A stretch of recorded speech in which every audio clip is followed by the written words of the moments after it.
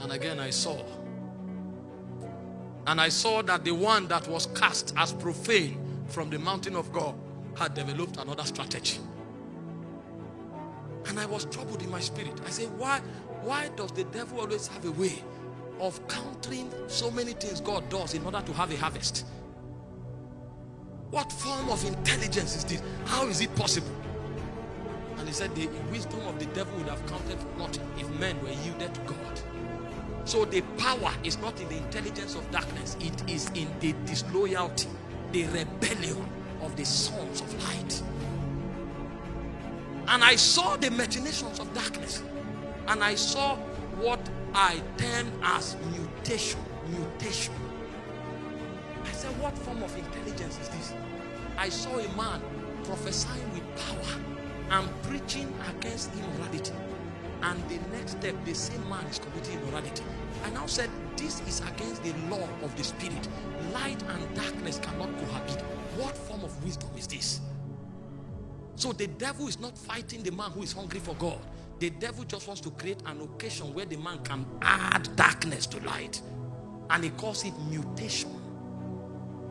And that is the first that will disqualify the army of God. Because you are neither hot nor cold, I will spit you out of my mouth. So it is not even the devil that will disqualify you. God will reject you. Because you are a combination of light and darkness. The first healing tonight will begin from the soul. Because it's corruption. That he quoted the scripture. I say in the land of Zabulon, in the land of Naphtali, by the way of the sea beyond Jordan, Galilee of the Gentile, the people that sat in darkness. That's what it means. More than 80% of the young preachers are compromised. We know what to do to move fire. And we also know how to perfect secrets that are detestable before the Holy One of Israel. Mutation. So at the end of the day, when the roll is called, many will not be there. This is what makes men come to the Lord and they say, away from me, you workers of iniquity. They know how to combine light and darkness.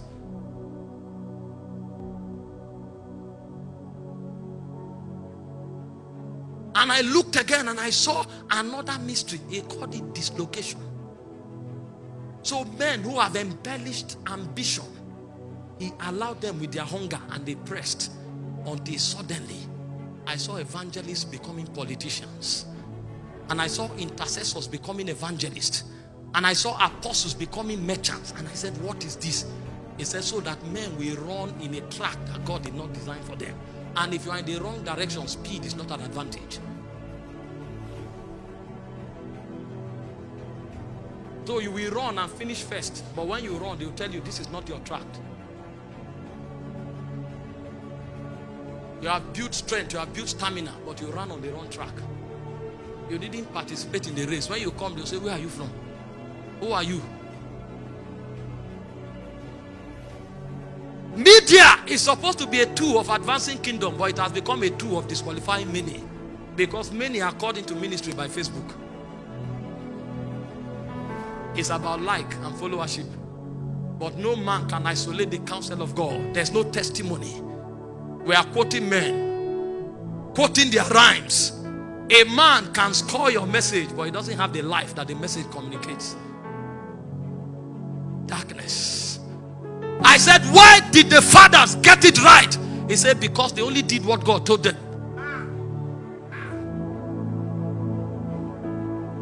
We have ability, but we are not yielded.